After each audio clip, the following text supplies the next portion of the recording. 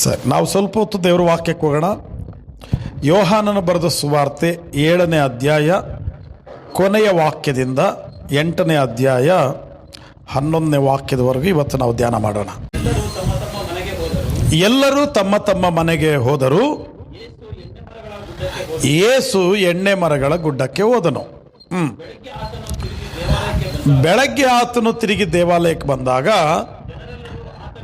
ಜನರೆಲ್ಲರೂ ಆತನ ಬಳಿಗೆ ಬಂದರು. ಆತನು ಕೂತುಕೊಂಡು ಅವರಿಗೆ ಉಪದೇಶ ಮಾಡುತ್ತಾ ಇದ್ದನು. ಸಾಕು. ಎಲ್ಲರೂ ಅದರ ಹಿಂದಿನ ದಿವಸ ಒಂದು ದೊಡ್ಡ ಮೀಟಿಂಗ್ ನಡೆದಿತ್ತು.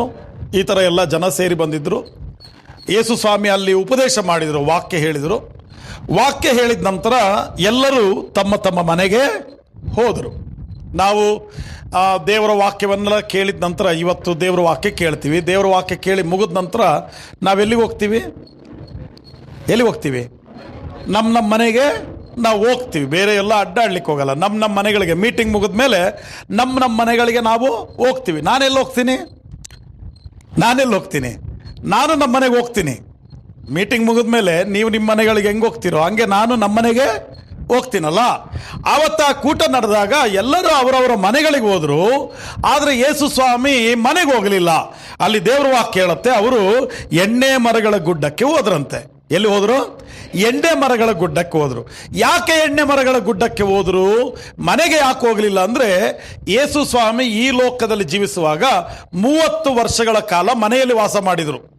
12 ವರ್ಷಗಳ ಕಾಲ ತಂದೆ ತಾಯಿಗಳ ಜೊತೆಯಲ್ಲಿ, ತಂದೆ ತಾಯಿಗಳ ಪೋಷಣೆಯಲ್ಲಿ ಬದುಕಿದರು.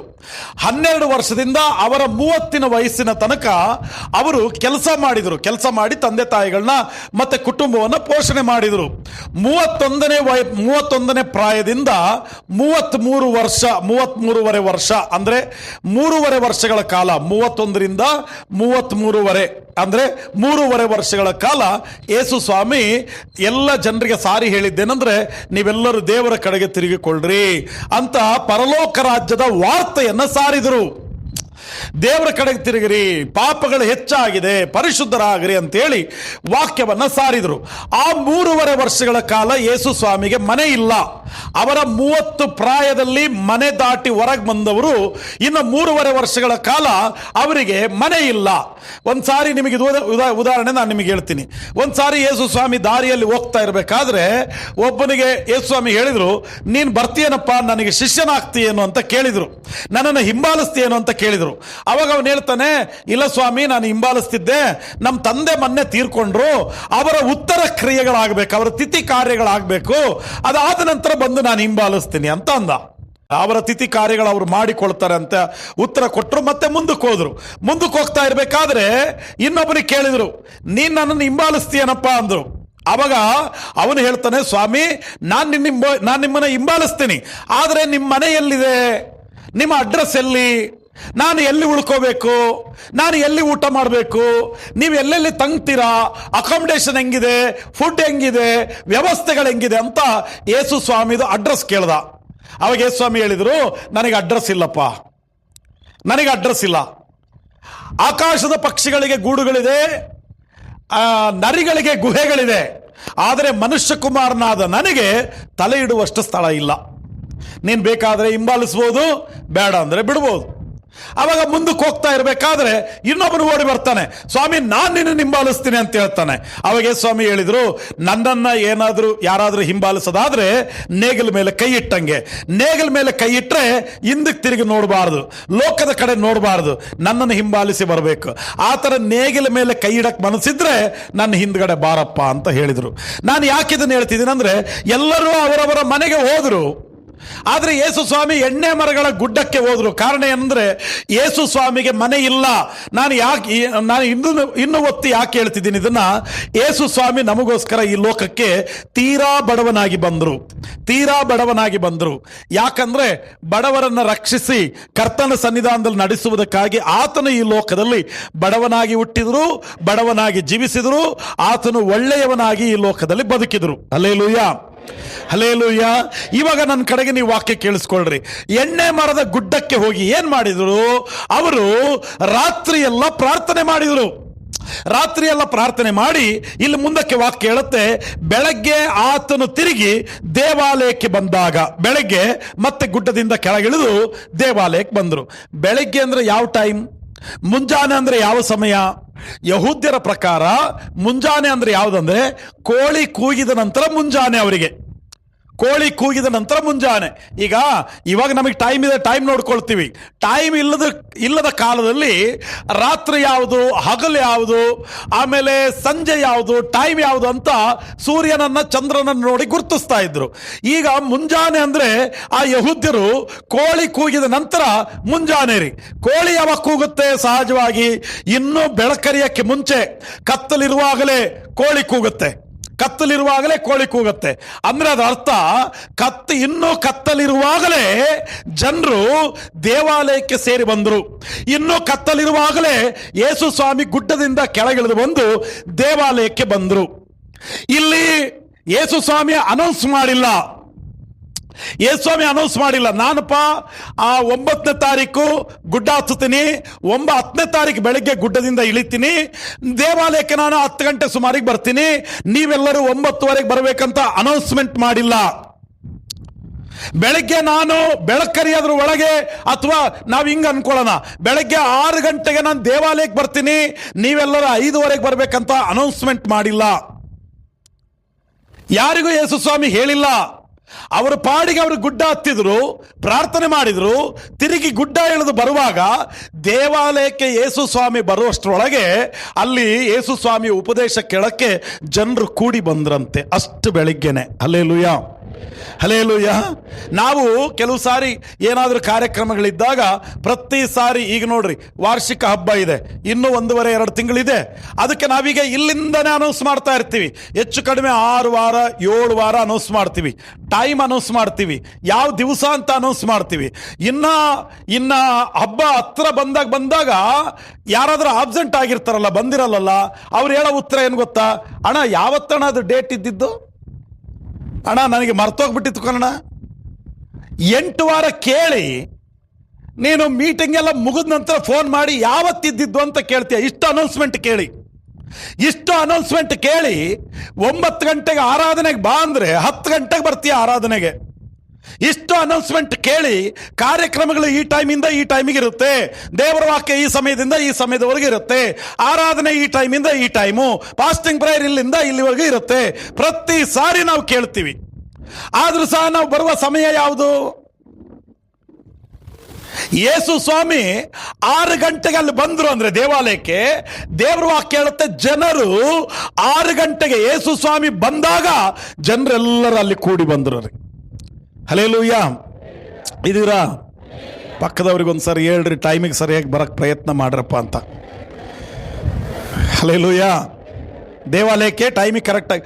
ಅವಾಗ ಒಂದು ದಿನ ಇತ್ತು ರೀ, ಈ ದೇವ್ರ ನಂಬಕ್ಕೆ ಮುಂಚೆ ಸಿನಿಮಾ ನೋಡ್ತಿದ್ವಲ್ಲ, ಆ ದಿನಗಳು ನೆನಪು ಮಾಡ್ಕೊಳ್ರಿ. 2 ಗಂಟೆಗೆ ಸಿನಿಮಾ ಸ್ಟಾರ್ಟ್ ಆಗುತ್ತೆ ಅಂದ್ರೆ ಎಷ್ಟು ಗಂಟೆಗೆ ಇರ್ತಿದ್ರಲ್ಲಿ ನೀವು? 1:15 ಅಂಗಿ ಹರ್ಕೊಂಡು ಟಿಕೆಟ್ ತೊಗೊಂಡ್ಬರ್ತಿದ್ರಿ ಅಲ್ಲ. ದೇವಾಲಯದಲ್ಲಿ ಆರಾಧನೆ ಈ ಸಮಯ ಅಂತಂದ್ರೆ ಆ ಸಮಯಕ್ಕೆ, ಅದಕ್ಕೆ ಅಲ್ಲಿ ವಾಕ್ಯ ಎಷ್ಟು ಚಂದ ಇದೆ ನೋಡ್ರಿ. ಗುಡ್ಡ ಹತ್ತಿ ಯೇಸು ಸ್ವಾಮಿಗೆ ಗುಡ್ಡ ಇಳಿಯುವಂಥದ್ದು ಪಕ್ಕದ ಬೀದಿಗಳಿಗೆ ಓಡಾಡದಂಗಿತ್ತು ಯೇಸು ಸ್ವಾಮಿಗೆ. ನೀವು ಎಲ್ಲಾದ್ರೂ ನೋಡ್ರಿ, ಸ್ವಾಮಿ ಗುಡ್ಡ ಹತ್ತುತ್ತಾ ಇದ್ರಿ, ಯಾಕಂದ್ರೆ ಪ್ರಾರ್ಥನೆಗೋಸ್ಕರ. ಅಷ್ಟು ಹತ್ತಿ ಅಲ್ಲಿಂದ ಇಳಿಯೋದಂದ್ರೆ ಸಾಮಾನ್ಯ ಅಲ್ಲ ರೀ. ಅವರು ಹೆಚ್ಚು ನಿದ್ರೆ ಮಾಡ್ತಾ ಇರಲಿಲ್ಲ, ರಾತ್ರಿ ಎಲ್ಲ ಪ್ರಾರ್ಥನೆ, ಹಗಲೆಲ್ಲ ಉಪದೇಶ, ಮತ್ತೆ ಯಾರೆಲ್ಲ ಅವ್ರ ಹತ್ರ ಬರ್ತಾರೋ ಅವರೆಲ್ಲರಿಗೂ ಸ್ವಸ್ಥತೆ ಮಾಡಿ ಆರೋಗ್ಯ ಮಾಡಿ ಕಳಿಸ್ತಾ ಇದ್ರು. ಈ ರೀತಿ ಇತ್ತು ಯೇಸು ಸ್ವಾಮಿದು ಶೆಡ್ಯೂಲ್, ಅಂದ್ರೆ ವೇಳಾಪಟ್ಟಿ ಹಂಗಿತ್ತು. ಇವಾಗ ಬೆಳಗ್ಗೆ ಇಲ್ಲಿ ಬರೋದ್ರೊಳಗೆ ಜನರೆಲ್ಲರೂ ಕೂಡ ಅಲ್ಲಿ ಸೇರಿ ಬಂದಿದ್ರು. ಆ ಜನರು ಸೇರಿ ಬಂದಾಗ 2 ಥರದ ಜನರು ಬರ್ತಿದ್ರು. ಮೊದಲನೇ ಥರದ ಜನರು ಏನಂದ್ರೆ ಉಪದೇಶ ಕೇಳಿ ಕಲಿಯಕ್ಕೆ ಬರ್ತಿದ್ರು, ಉಪದೇಶ ಕೇಳಿ ಕಲಿಯಕ್ಕೆ ಬರ್ತಿದ್ರು. 2ನೇ ಥರದ ಜನರು ಯಾರು ಬರ್ತಿದ್ರು ಅಂದ್ರೆ ಯೇಸು ಸ್ವಾಮಿನ ಮಾತಿನಲ್ಲಿ ಸಿಕ್ಕಾಕ್ಸಿ ಆತನನ್ನ ಅಪರಾಧಿಯಾಗಿ ಕಾಣಬೇಕು ಅನ್ನೋದಕ್ಕಾಗಿ ಬರ್ತಿದ್ರು. ಇನ್ನು ನಿಮಗೆ ಸ್ಪಷ್ಟವಾಗಿ ಹೇಳೋದಾದ್ರೆ, ಒಂದು ಗುಂಪು ಜಗಳ ಮಾಡಕ್ ಬರ್ತಿದ್ರು, ಒಂದು ಗುಂಪು ಕಲಿಯಕ್ಕೆ ಬರ್ತಿದ್ರು. ಕೇಳಿಸ್ಕೊಳ್ರಿ, ಒಂದು ಗುಂಪು ಜಗಳ ಮಾಡಕ್ಕೆ, ಇನ್ನೊಂದು ಗುಂಪು ಕಲಿಯಕ್ಕೆ. ಇವಾಗ ಕಲಿಯಕ್ಕೆ ಯಾವ ಟೈಮ್ ಆದ್ರೆ ಚೆನ್ನಾಗಿರುತ್ತೆ? ನೀವು ಹೇಳ್ರಿ ನನಗೆ, ಕಲಿಯಕ್ಕೆ ಯಾವ ಟೈಮ್ ಆದ್ರೆ ಚೆನ್ನಾಗಿರುತ್ತೆ? ಮತ್ತೆ ಹೇಳ್ರಿ, ಕಲಿಯಕ್ಕೆ ಯಾವ ಟೈಮ್ ಆದ್ರೆ ಚೆನ್ನಾಗಿರುತ್ತೆ? ಯಾವ ಟೈಮ್ ಆದ್ರೂ ಓಕೆ. ರಾತ್ರಿ 12ರಿಂದ 1 ಆದ್ರೂ ಸರಿ, ಬೆಳಗ್ಗೆ 5ರಿಂದ 6 ಆದ್ರೂ ಸರಿ. ಕಲಿಯಕ್ಕೋಸ್ಕರ ನಾನು ಕೂತು ಕಲಿತೀನಿ ಅನ್ನುವವನಿಗೆ, ಈಗ ಇನ್ನು ನಾನು ಹೇಳ, ಹಸಿವಿರುವವನಿಗೆ ಯಾವ ಊಟ ಇಷ್ಟ ಆಗತ್ತೆ? ಯಾವ್ದಾದ್ರೂ ಕೊಡ್ರಿ, ಯಾರಾದ್ರೂ ಕೊಡ್ರಿ, ಯಾರಾದ್ರೂ ಕೊಡ್ರಿ, ಯಾವ್ದಾದ್ರೂ ಕೊಡ್ರಿ. ಹಸುವಿರವನಿಗೆ ಯಾವ ಟೈಮಿಗೆ ಕೊಟ್ಟರು ಕೂಡ, ಏನು ಕೊಟ್ರು, ಯಾರು ಕೊಟ್ರು ಸಂತೋಷವಾಗಿ ಊಟ ಮಾಡ್ತಾನೆ. ಹೊಟ್ಟೆ ತುಂಬಿದವನಿಗೆ 100 ಪ್ರಶ್ನೆ ಕೇಳ್ತಾನೆ. ಹಸಿವಿರವನು ಯಾರು ಕೊಟ್ಟರು ಊಟ ಮಾಡ್ತಾನ್ರಿ, ಏನು ಕೊಟ್ಟರು ಊಟ ಮಾಡ್ತಾನೆ, ಯಾವ ಜಾಗ ಆದ್ರೂ ಪರವಾಗಿಲ್ಲ ಊಟ ಮಾಡ್ತಾನೆ. ಹೊಟ್ಟೆ ತುಂಬಿದವನು ಹಂಗಲ್ಲ. ನಾವು ಕರ್ತನ ಸನ್ನಿಧಾನದಲ್ಲಿ ದೇವರ ವಾಕ್ಯದ ಹಸಿವಿನಿಂದ ಬರಬೇಕು. ವಾಕ್ಯ ಯಾರಾದ್ರೂ ಕೊಡ್ಲಿ, ಇಲ್ಲಿ ಯಾರಾದ್ರೂ ನಿಂತ್ಕೊಳ್ಳಿ, ಯಾರಾದ್ರೂ ಮಾತಾಡ್ಲಿ, ಪ್ರತಿ ದೇವರ ವಾಕ್ಯವನ್ನ ಹಸಿವಿನಿಂದ ರಿಸೀವ್ ಮಾಡ್ಬೇಕು, ಹಸಿವಿನಿಂದ ಪಡ್ಕೊಳ್ಬೇಕು. ಅವಾಗ ಯಾವ ವಾಕ್ಯ ಆದ್ರೂ ರುಚಿಯಾಗಿರುತ್ತೆ ನಮಗೆ. ಹಲ್ಲೆಲೂಯಾ. ಅಲ್ಲಿ ಯೇಸು ಸ್ವಾಮಿ ಹತ್ರ ಬಂದಂತ ಜನರು ಕಲಿಯುವುದಕ್ಕಾಗಿ ಬಂದ್ರಲ್ಲ, ಆ ಕಲಿಯುವ ಜನರಿಗೆ ಯಾವ ಟೈಮ್ ಆಗಲಿ ಪರವಾಗಿಲ್ಲ ರೀ. ಅದು ರಾತ್ರಿನೋ ಹಗಲು, ಮುಂಜಾನೆನೋ ಸಾಯಂಕಾಲನೋ, ಕತ್ತಲಿತ್ತೋ ಬೆಳಕಿತ್ತೋ, ಅದೆಲ್ಲ ಪ್ರಶ್ನೆ ಅಲ್ಲ. ಮುಂಜಾನೆಯಲ್ಲಿ ಯೇಸು ದೇವಾಲಯಕ್ಕೆ ಬಂದಾಗ ಕಲಿಯುವುದಕ್ಕಾಗಿ ಜನರು ಬಂದರು. ಇದು ಮೊದಲನೇ ಗುಂಪು, ಕಲಿಯ ಗುಂಪು. ಎರಡನೇ ಗುಂಪು ಜಗಳ ಮಾಡೋ ಗುಂಪು. ಜಗಳ ಮಾಡಕ್ಕೆ ಯಾವ ಟೈಮ್ ಒಳ್ಳೇದು? ಯಾವ ಟೈಮ್ ಬೇಕಾದ್ರೂ ಜಗಳ ಮಾಡ್ಬೋದ್ರಿ. ಈಗ ರಾತ್ರಿ 9:30 ಆಗೈತಿ, ಇವಾಗ ಬೇಡ, ಬೆಳಗ್ಗೆ ಬಾ ಹೋಗು ಜಗಳ ಮಾಡೋಣ ಅಂತೀವ? ಬಾರಲೆ, ಅದೇನಾಕತ್ ಬಾರಲೆ ಅಂತೀವಿ. ಅದು ಯಾವ ಟೈಮ್ ಆಗಿರ್ಲಿ, ಜಗಳ ಮಾಡೋವನಿಗೆ ಟೈಮ್ ಬೇಕಾಗಿಲ್ಲ, ಕಲಿಯುವವನಿಗೂ ಟೈಮ್ ಬೇಕಾಗಿಲ್ಲ. ಇಲ್ಲಿ 2 ತರದ ಗುಂಪು ಬಂದ್ರು. ಒಂದು ಗುಂಪು ಕಲಿಯಕ್ ಬಂದ್ರು, ಎರಡನೇ ಗುಂಪು ಜಗಳ ಮಾಡಕ್ ಬಂದ್ರು. ಯೇಸು ಸ್ವಾಮಿಗೆ ಪ್ರಶ್ನೆ ಕೇಳಕ್ ಬಂದ್ರು. ಉಪದೇಶಕನೇ, ಬೋಧಕನೇ, ನಾವು ನಿಮಗೆ ಇವತ್ತೊಂದು ಪ್ರಶ್ನೆ ಕೇಳಬೇಕು. ಒಂದು ಗುಂಪು ಜನರು ಬಂದ್ರು, ಒಂದು ಹೆಣ್ಣು ಮಗಳನ್ನ ಕರ್ಕೊಂಡು ಬಂದ್ರು. ಹೋದ್ರಿ ಆ ವಾಕ್ಯನ ಮುಂದಕ್ಕೆ. ಈ ಹೆಂಗಸು ವ್ಯಭಿಚಾರ ಮಾಡುತ್ತಿರುವಾಗಲೇ, ಒಂದು ಹೆಂಗಸನ್ನ ಕರ್ಕೊಂಡು ಬಂದು ವ್ಯಭಿಚಾರ ಮಾಡುತ್ತಿರುವಾಗಲೇ ಕೈಗೆ ಸಿಕ್ಕಿದಳು. ಇವಳು ಕೈಗೆ ಸಿಕ್ಕಿದಳು. ಇಂಥವರನ್ನು ಕಲ್ಲೆಸೆದು ಕೊಲ್ಲಬೇಕೆಂದು ಮೋಶೆಯ ಧರ್ಮಶಾಸ್ತ್ರದಲ್ಲಿ ನಮಗೆ ಅಪ್ಪಣೆ ಕೊಟ್ಟಿದ್ದಾನೆ. ಈಕೆಯ ವಿಷಯದಲ್ಲಿ ನೀನು ಏನು ಹೇಳುತ್ತಿ ಎಂದು ಆತನನ್ನು ಕೇಳಿದರು. ಆತನು ಆತನ ಮೇಲೆ ತಪ್ಪು ಹೊರಿಸುವುದಕ್ಕೆ ಏನಾದರೂ ಒಂದು ನಿಮಿತ್ತ ಬೇಕಾಗಿದ್ದರಿಂದ ಈತನು ಏನೆನ್ನುತ್ತಾನೋ ನೋಡೋಣ ಎಂದು ಹಾಗೆ ಕೇಳಿದರು. ನೋಡ್ರಿ, ಇಲ್ಲಿ ಒಂದು ವ್ಯಭಿಚಾರಿ ಸ್ತ್ರೀ, ಒಬ್ಬ ಕೆಟ್ಟ ಸ್ತ್ರೀ, ಪಾಪ ಮಾಡಿದ ಒಬ್ಬ ಸ್ತ್ರೀ, ಆ ಸ್ತ್ರೀಯನ್ನ ಹಿಡ್ಕೊಂಡು ಬಂದು ಯೇಸು ಸ್ವಾಮಿಯ ಮುಂದೆ ನಿಲ್ಲಿಸಿ ಇವಾಗ ಅವರು ಏನು ಕೇಳ್ತಾರಂದ್ರೆ, ನೋಡಪ್ಪ, ಈ ವ್ಯಭಿಚಾರಿ ಸ್ತ್ರೀ ಇದ್ದಾಳಲ್ಲ, ಇವಳನ್ನ ನಮ್ಮ ಧರ್ಮಶಾಸ್ತ್ರವು ಕಲ್ಲೆಸೆದು ಕೊಲ್ಲಬೇಕಂತ ಹೇಳುತ್ತೆ. ಇಂಥವರನ್ನ, ಅಲ್ಲಿ ವಾಕ್ಯ ಹೇಳುತ್ತೆ, ಇಂಥವರನ್ನ ಕಲ್ಲೆಸೆದು ಕೊಲ್ಲಬೇಕಂತ ನಮ್ಮ ಧರ್ಮಶಾಸ್ತ್ರ ಹೇಳುತ್ತಪ್ಪ. ಯೇಸು ಸ್ವಾಮಿ, ನೀನು ಬೋಧಕನಲ್ವೇ, ಎಲ್ಲ ಜನರಿಗೆ ಉಪದೇಶ ಮಾಡುವವನಲ್ವೇ, ಇವಾಗ ನೀನು ಹೇಳಪ್ಪ, ಏನ್ ಮಾಡೋದು ಇವಳನ್ನ ಅಂದ. ಏನ್ ಮಾಡೋದು ಇವಳಿಗೆ ಅಂತ ಕೇಳಿದ್ರು ರೀ. ನಾನೊಂದು ಕೇಳಿಸ್ಕೋಬೇಕು. ಆ ಪ್ರಶ್ನೆ ಯಾಕೆ ಕೇಳಿದ್ರು ಅಂದ್ರೆ, ಅವಳನ್ನ ಶಿಕ್ಷೆ ಕೊಡುವುದು ಇವರ ಉದ್ದೇಶ ಅಲ್ಲ, ಅವಳನ್ನ ಕೊಲ್ಲುವುದು ಇವರ ಉದ್ದೇಶ ಅಲ್ಲ. ಯೇಸು ಸ್ವಾಮಿಯನ್ನ ಮಾತಿನಲ್ಲಿ ಸಿಕ್ಕಾಕ್ಸಿ ರಾಜದ್ರೋಹದ ಅಡಿಯಲ್ಲಿ ಯೇಸುವಿಗೆ ಮರಣ ಕೊಡಬೇಕು. ಏನಾದ್ರೂ ಮಾಡಿ ಯೇಸು ಸ್ವಾಮಿನ ಮಾತಿನಲ್ಲಿ ಸಿಕ್ಕಾಕಿಸ್ಬೇಕು. ರಾಜರ ಈ ವಿಚಾರ ರಾಜರವರೆಗೂ ಹೋಗ್ಬೇಕು. ರಾಜರು ಯೇಸುಗೆ ಮರಣದಂಡನೆ ಕೊಡಬೇಕು ಅಂತ ಪ್ಲಾನ್ ಮಾಡಿ ಆ ಸ್ತ್ರೀಯನ್ನು ತಗೊಂಡು ಬಂದು ಯೇಸು ಸ್ವಾಮಿ ಮುಂದೆ ನಿಲ್ಲಿಸಿದ್ರು. ಧರ್ಮಶಾಸ್ತ್ರ ಹೇಳತ್ತಪ್ಪ, ಕೊಲ್ಲಬೇಕಂತ, ಕಲ್ಲು ಹೊಡೆದು ಸಾಯಿಸ್ರಿ ಅಂತ ಹೇಳತ್ತಿಂತವ್ರನ್ನ. ನೀನೇನ್ ಹೇಳ್ತೀಯಾ? ಇವಾಗ ಯೇಸು ಸ್ವಾಮಿ ಏನ್ ಹೇಳ್ಬೇಕು? ಅವಾಗಿನ ಒಂದು ವಿಚಾರ ನಾನು ಹೇಳ್ತೀನಿ ನೋಡ್ರಿ. ಅವಾಗ ರಾಜ್ಯ ಆಳ್ವಿಕೆ ಮಾಡ್ತಾ ಇದ್ದಿದ್ದು, ಸರ್ಕಾರವನ್ನ ನಡೆಸ್ತಾ ಇದ್ದಿದ್ದು ಆವಾಗಿನ ಅಧಿಕಾರಿಗಳು, ಆವಾಗಿನ ರಾಜರು ಯಾರಪ್ಪ ಅಂದ್ರೆ ರೋಮನ್ ಚಕ್ರವರ್ತಿಗಳು. ರೋಮ್ ಸಾಮ್ರಾಜ್ಯ ನಡೀತಾ ಇತ್ತು.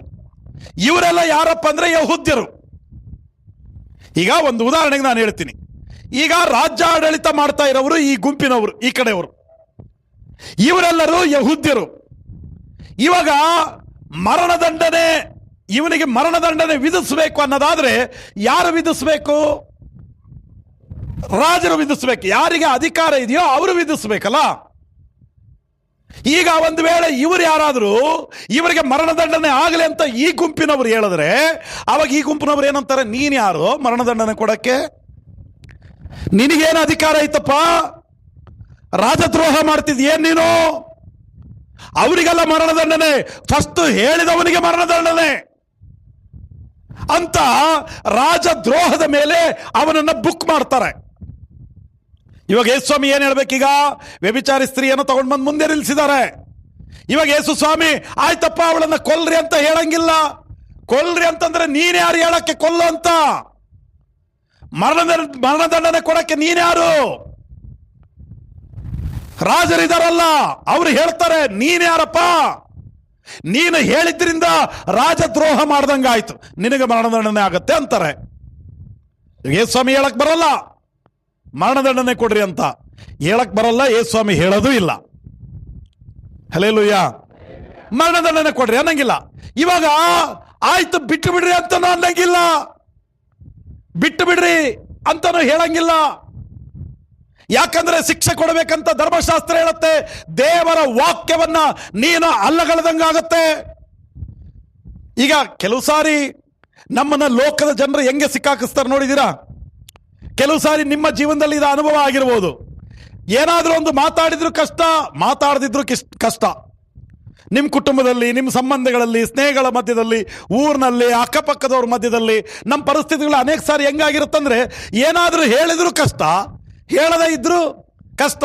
ಹಂಗೆ ನಮ್ಮನ್ನ ಲೋಕ ಸಿಗಾಕತ್ತೆ. ನಮ್ಮನ್ನ ಏನು ಮಾತಾಡಿದ್ರು ಕಷ್ಟ, ಮಾತಾಡದಿದ್ರು ಕಷ್ಟ, ನೋಡಿದ್ರು ಕಷ್ಟ, ನೋಡದಿದ್ರು ಕಷ್ಟ, ಹೇಳಿದ್ರು ಕಷ್ಟ, ಹೇಳದಿದ್ರು ಕಷ್ಟ, ಕೇಳಿದ್ರು ಕಷ್ಟ, ಕೇಳದಿದ್ರು ಕಷ್ಟ, ಹೋದ್ರು ಕಷ್ಟ, ಹೋಗದಿದ್ರು ಕಷ್ಟ. ಆಗಿದೆಯಾ? ಇದೀರಾ ಇಲ್ಲೇ? ಅಂತ ಸ್ಥಿತಿಯಲ್ಲಿ ಯೇಸು ಸ್ವಾಮಿನ ಸಿಗಾಕಿದ್ರು ರೀ. ಇವಾಗ ಯೇಸು ಸ್ವಾಮಿ ಏನು ಉತ್ತರ ಹೇಳಬೇಕು? ದೇವ್ರ ಮಕ್ಕಳೇ, ನಾನೊಂದು ಮಾತು ನಿಮಗೆ ಹೇಳ್ತೀನಿ, ಗಮನಿಸಿ. ಯೇಸು ಸ್ವಾಮಿ ನಮ್ಮನ್ನ ಅವಮಾನಿಸುವವನಲ್ಲ. ಯೇಸು ಸ್ವಾಮಿ ನಮ್ಮನ್ನ ಅವಮಾನಿಸುವವನಲ್ಲ. ಪಕ್ಕದವ್ರಿಗೆ ಹೇಳ್ಬೇಕು ನೀವು, ಯೇಸು ಸ್ವಾಮಿ ನಮ್ಮನ್ನ ಅವಮಾನಿಸುವವನಲ್ಲ. Hallelujah, hallelujah. ಒಬ್ಬ ವ್ಯಭಿಚಾರಿ ಸ್ತ್ರೀ ಯೇಸು ಸ್ವಾಮಿ ಮುಂದೆ ನಿಂತಿದ್ದಾರೆ. ಅವಳ ಸುತ್ತಲೂ ಯಹೂದ್ಯರು ಕಲ್ಲುಗಳನ್ನ ಕೈಯಲ್ಲಿ ಹಿಡ್ಕೊಂಡು ನಿಂತಿದ್ದಾರೆ. ಕಲ್ಲೊಡೆದು ಕೊಲ್ಲಬೇಕು ಅವಳನ್ನ. ಏನ್ ಹೇಳ್ತೀಯ ನೀನು ಬೋಧಕನೇ ಅಂದಾಗ ಯೇಸು ಸ್ವಾಮಿ ಆ ವ್ಯಭಿಚಾರಿ ಸ್ತ್ರೀಯನ್ನ ಒಂದು ಮಾತನ್ನು ಕೇಳಿ ಬೈಲಿಲ್ಲ, ಅವಳನ್ನ ಹೊಡಿಲಿಲ್ಲ, ಅವಳನ್ನ ಶಿಕ್ಷಿಸಲಿಲ್ಲ, ಅವಳನ್ನ ಅಲ್ಲಗಳಿಲಿಲ್ಲ, ಅಸಹ್ಯವಾಗಿ ಕಾಣಲಿಲ್ಲ. ಬೈಗುಳದ ಮಾತಿನಿಂದ, ಅಂದ್ರೆ ಗದರಿಕೆಯ ಮಾತಿನಿಂದ ಅವರು ಮಾತಾಡಲಿಲ್ಲ. ಯೇಸು ಸ್ವಾಮಿ ಬಹಳ ಗೌರವಿಸಿದ್ರು ರೀ. ನಾನು ಮತ್ತು ಹೇಳ್ತೀನಲ್ಲ, ಯೇಸು ಸ್ವಾಮಿ ನಮಗಾಗಿ ಬಡವನಾಗಿ ಬಂದರು. ಯೇಸು ಸ್ವಾಮಿ ನಮಗಾಗಿ ಒಳ್ಳೆಯವನಾಗಿ ಪರಿಶುದ್ಧನಾಗಿ ಈ ಲೋಕಕ್ಕೆ ಬಂದರು.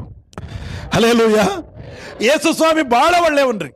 ಈ ಕೀರ್ತನೆ 3ನೇ ಅಧ್ಯಾಯ 3ನೇ ವಾಕ್ಯದಲ್ಲಿ ಹೇಳುತ್ತಲ್ಲ, ನಿನ್ನ ತಲೆ ಎತ್ತುವಂತೆ ಮಾಡುವವನು ನಾನಾಗಿದ್ದೇನೆ ಅಂತ ದೇವರು ವಾಕ್ಯ ಹೇಳುತ್ತೆ. ನಿನ್ನ ಗೌರವಕ್ಕೆ ಆಧಾರನು ನಾನಾಗಿದ್ದೇನೆ ಅಂತ ಹೇಳುತ್ತೆ. ಇವತ್ತು ಆ ಸ್ತ್ರೀ ಜನರ ಮಧ್ಯದಲ್ಲಿ ಯೇಸು ಸ್ವಾಮಿಯ ಮುಂದುಗಡೆ ನಿಂತು ತಲೆ ಬಗ್ಗಿಸಿ ನಿಂತಿರ್ಬೇಕು ಕಾಣುತ್ತೆ. ತಲೆ ಎತ್ತಲಿಕ್ಕಿಲ್ಲ ಅವಳಿಗೆ. ಅವಮಾನ ಆಗಿದೆ ರೀ. ಸುತ್ತಲೂ ಜನರಿದ್ದಾರೆ, ಕೈಯಲ್ಲಿ ಕಲ್ಲುಗಳನ್ನು ಹಿಡ್ಕೊಂಡಿದ್ದಾರೆ, ಕೊಲ್ಲುವುದಕ್ಕೆ ಇವಾಗ ಸಿದ್ಧರಾಗಿದ್ದಾರೆ ಅವರು. ಇವಾಗ ಯೇಸು ಸ್ವಾಮಿ ಹೇಳಿದ ಮಾತೇನು ಗೊತ್ತಾ? ಬಹಳ ಅದ್ಭುತವಾದ ಮಾತು. ಹೋದ್ರಪ್ಪ ಮುಂದಕ್ಕೆ. ಆದರೆ ಯೇಸು ಬಗ್ಗಿಕೊಂಡು ಬೆರಳಿನಿಂದ ನೆಲದ ಮೇಲೆ ಬರೆಯುತ್ತಾ ಇದ್ದನು.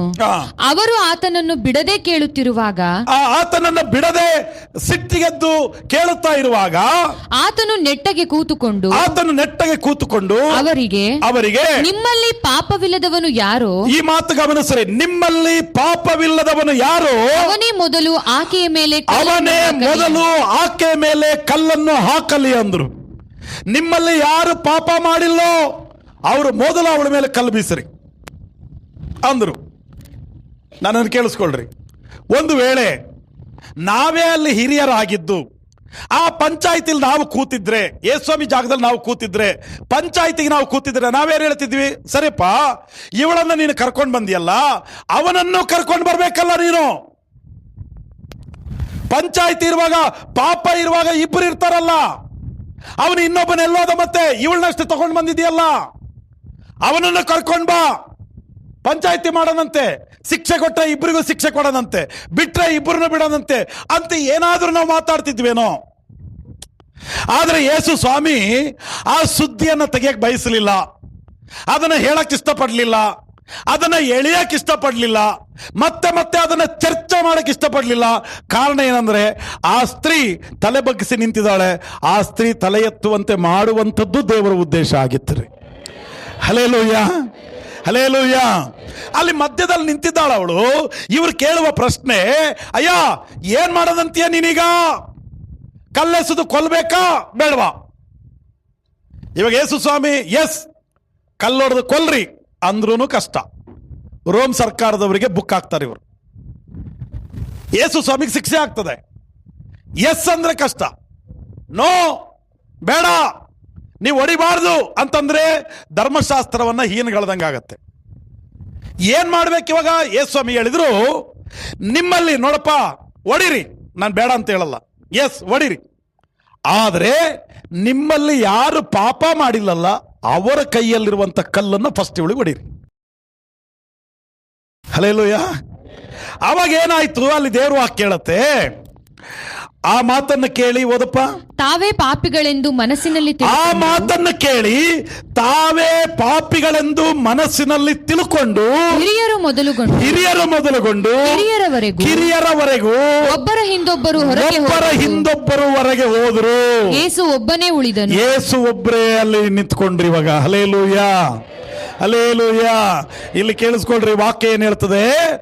ಯಾರು ನೀವು ಪಾಪ ಮಾಡಿಲ್ಲ ಅವರು ಮೊದಲ ಕಲ್ಲು ಇವಳ ಮೇಲೆ ಹಾಕ್ಲಿ ಅಂತ ಹೇಳಿದಾಗ ಅವರು ಹಿರಿಯರ ಮೊದಲುಗೊಂಡು ಕಿರಿಯವರ ತನಕ ಮನಸ್ಸಿನಲ್ಲಿ ಅಯ್ಯೋ ಹೌದಲ್ಲ, ನಾವು ಪಾಪ ಮಾಡಿದೀವಲ್ಲ, ನಾವು ತಪ್ಪು ಮಾಡಿದೀವಲ್ಲ ಅಂತ ತಿಳಿದು ಅಲ್ಲಿಂದ ಒಬ್ಬೊಬ್ಬರಾಗಿ ಹೊರಗೋದ್ರು. ನಾನಿವತ್ತು ಹೇಳುವ ಸಂದೇಶ ಏನಂದ್ರೆ, ನಿನ್ನ ಮನಸ್ಸಾಕ್ಷಿ ನಿನ್ನ ಜೊತೆಯಲ್ಲಿ ಮಾತಾಡುತ್ತೇನೋ? ನಿನ್ನ ಮನಸ್ಸಾಕ್ಷಿ ಬಗ್ಗೆ ಸಂದೇಶ ಮಾತಾಡ್ತಿದ್ದೀನಿ ನಾನು. ಅವರು ಕಲ್ಲಿಡಿದು ನಿಂತಿದ್ದಾರೆ. ಯೇಸು ಸ್ವಾಮಿ ಈ ಮಾತು ಹೇಳಿದಾಗ ಅವರ ಮನಸ್ಸಾಕ್ಷಿ ಅವ್ರ ಜೊತೆ ಮಾತಾಡ್ತಿದೆ, ಅವರ ಮನಸ್ಸು ಅವ್ರ ಜೊತೆ ಮಾತಾಡ್ತಿದೆ. ನೀನ್ ತಪ್ಪು ಮಾಡಿದವನಲ್ವೇ? ಅವರ ಮನಸ್ಸು ಅವರಿಗೆ ಚುಚ್ಚುತ್ತಾ ಇದೆ, ನೀನ್ ತಪ್ಪು ಮಾಡಿದವನಲ್ವೇ? ನೀನವತ್ತು ಸುಳ್ಳು ಹೇಳಿಲ್ಲ, ನೀನವತ್ತು ವಂಚನೆ ಮಾಡಲಿಲ್ವಾ, ನೀನವತ್ತು ನೋವಾಗಂಗೆ ಅವ್ರ ಜೊತೆ ಮಾತಾಡ್ಲಿಲ್ವಾ, ನೀನವತ್ತು ಅಲ್ಲಿ ನಿಂತ್ಕೊಂಡು ಹೊಲಸು ಆಲೋಚನೆ ಮಾಡಲಿಲ್ವೇ? ಮನಸ್ಸು ನಮ್ಮನ್ನ ಚುಚ್ಚುತ್ತೆ ಕೆಲವು ಸಾರಿ.